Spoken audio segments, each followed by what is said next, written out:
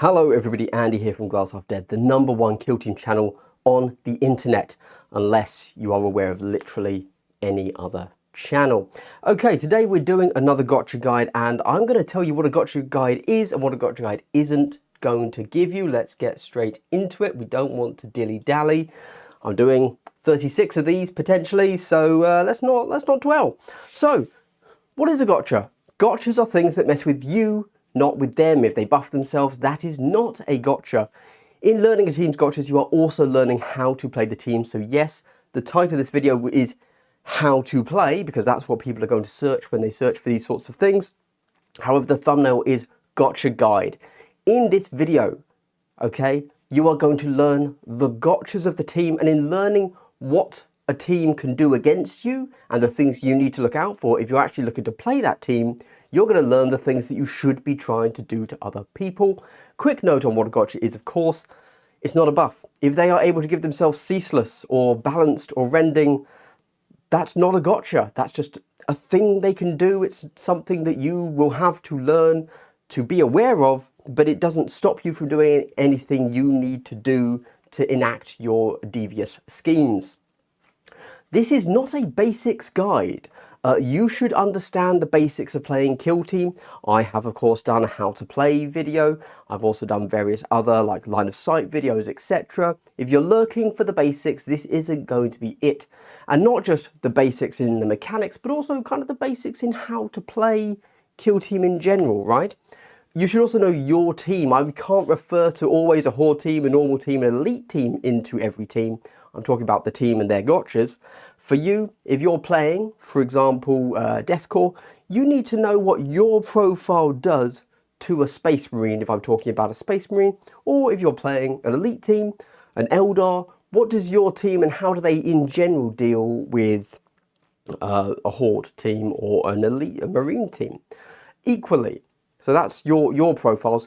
You also need to know like the basics of the enemies and how much you care about those. If you're playing Deathcore of Krieg, you need to be very aware of Blast. But if you're playing Marines, you don't care about Blast at all. You don't even have to ask the opponent, hey, do you have any Blast? You don't care. There you go. They can hit multiples of you. That's fine. And how that affects your team. What I'm saying in this guide is we're going to be looking at 5 different things. First, we're going to go over pre-game. This is going to affect your operative and your TAC-op selection. So as you rock up to the table with your opponent, you shake hands, you look them in the eye, you give them a dirty glare. And before you pick your team, here are the things you need to know to pick the operatives and the TAC-ops. Deployment. This is after you've picked.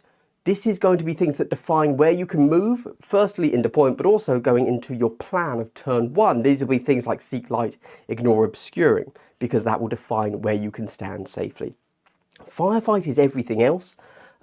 Basically, a gotcha here, we're just looking at things that define your dice maths. There you go. Finally, we have interrupts. Interrupts are things that stop your activation. These are the true things. These are the fight first, the hit twice, all these crazy things, stop you from activating, possibly even stop you from tapping a point, etc, etc. If you do like what I'm doing here on this channel in general, in this gotcha guide series, in this particular video, whatever, I do have a Patreon. Firstly, a shout out to all of my patrons. You are genuinely the only reason I am still making videos.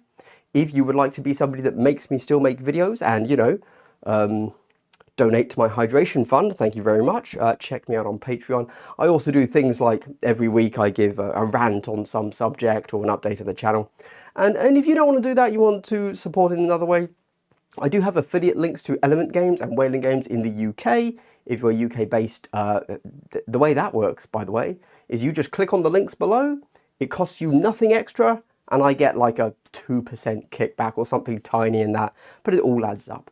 Okay, with that said, let's get straight into Scouts. What you have to keep in mind is 2 APL team, 9 models, 4 up save, 10 wounds. So in general in kill team, when you have 10 models at 10 wounds, we generally consider that a relatively solid team and a good stat profile, because it's quite difficult for anyone to chunk through it. You can never just two-shot it. However, these guys are now at 9 models instead of 10, which is how they should be from a power scaling perspective. But just keep in mind that if you can deal 10 wounds to a model like effectively, you're going to deal with scouts pretty okay. A 4-up save means that they're very shootable, unlike Marines where you really don't want to be shooting them, to be honest. And APL 2 means that they're not super flexible. However, before we move on, normally I only cover the stat lines and I don't actually bother looking at the weapons, but I think we have to. So, shotguns. These are the best shotguns in the game. They are 4 dice hitting on 2s, 4/4, range 6. Range 6, range 8, doesn't matter. That's fine. You can shoot at range 6. Normally, in reality, your range is actually going to be range 2 because you need to go to that to remove their cover when they're obscured. I mean, when they're concealed, sorry. So it's fine. Range 6 isn't a big deal. It's not really that much of a hindrance. But yeah, 4 dice hitting on 2s, 4/4 damage is a brilliant profile into everything. No team wants to get shot by that weapon. And don't forget that also, in general, when you go loud, turn 2, you will have rerolls. So you'll have ceaseless. So you will reroll all of your ones, and you should statistically be getting you should expect a crit 3 hits. There you go. And that's an amazing profile to run. There you go. Of course, you can always still spike, but there we go.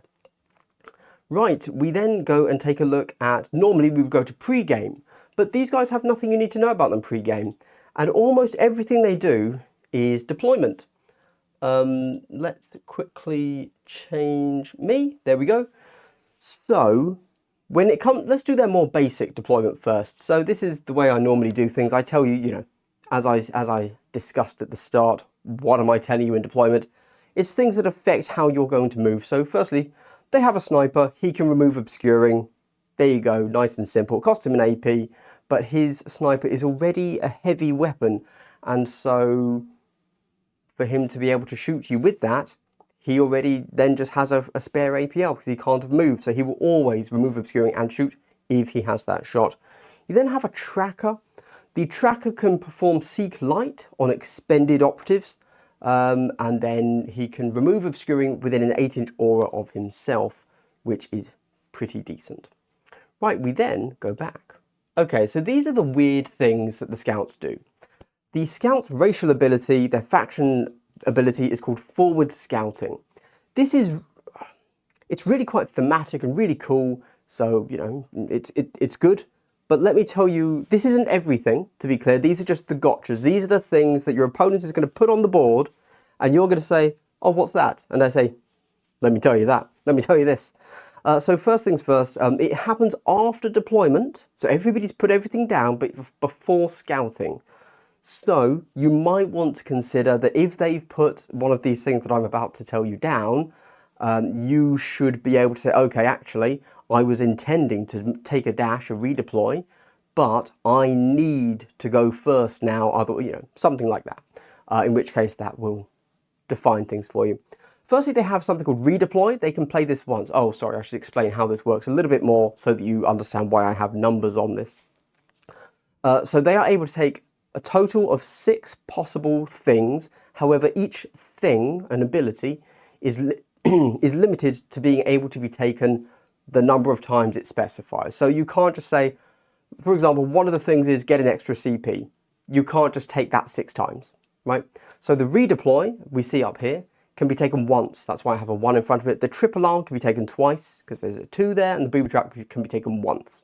Simple stuff, right?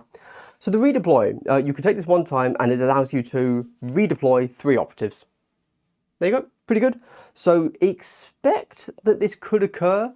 Certainly, if you've decided to skew your deployment quite heavily, they can just say, you know what, I'm going to give you that side of the board and move 3 operatives to the other side.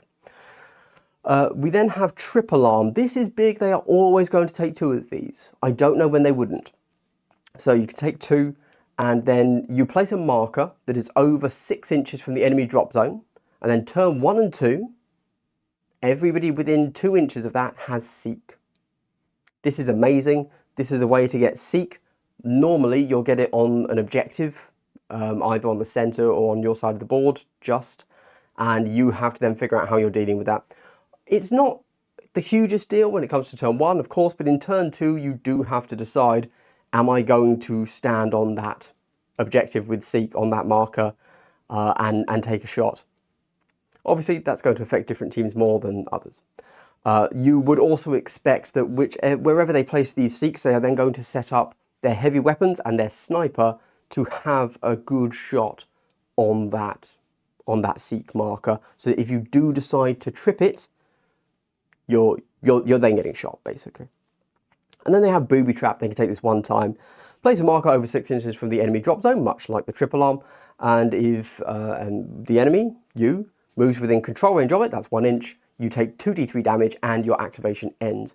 It's very important to keep in mind that in the last edition of Kill Team, all mines work really differently, okay? Now, all mines tend to stop your activation, and that's something to remember.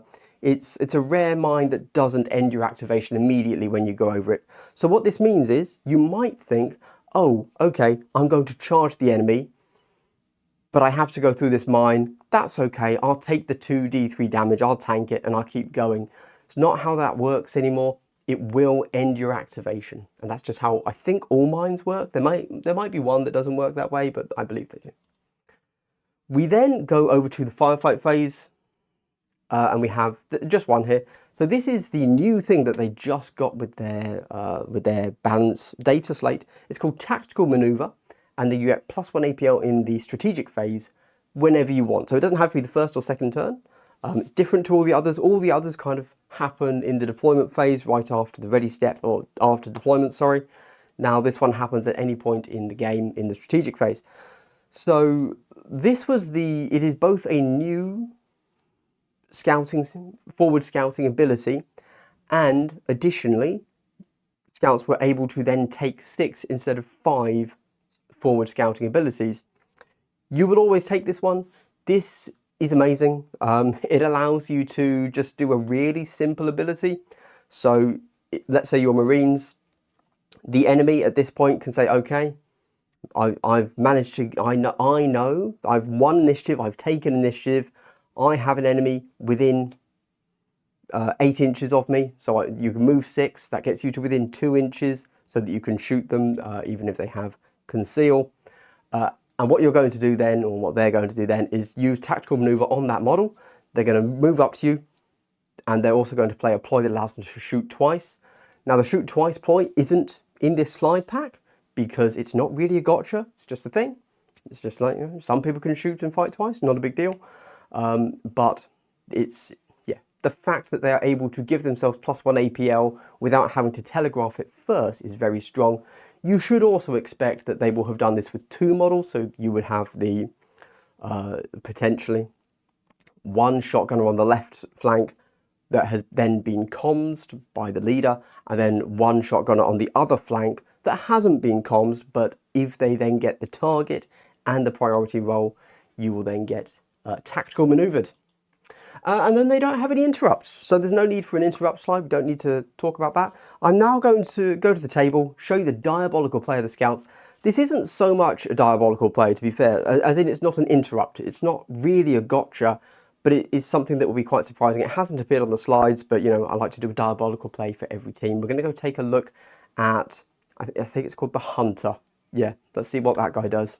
So when you're charging with the Hunter, what you want to do is make sure that you climb something on your charge. This means you're only going to have a 6-inch charge, because of course to get that climb it's 2 inches. 2 inches off your 8-inch charge becomes 6 inches. You can easily make this charge here, you get to there. Because you went over this, that means you are now lethal 3. For example, if you were here, it would be to your benefit to move 1 inch to the side, lose your 2 inches and then charge. Because being lethal 3 means that when you roll this, every 3 is a crit. And of course, because it's Blade Ambush, you get Ceaseless. That is 4 crits. And if that little sidestep there isn't diabolical, I don't know what is. That is the Scouts' diabolical play.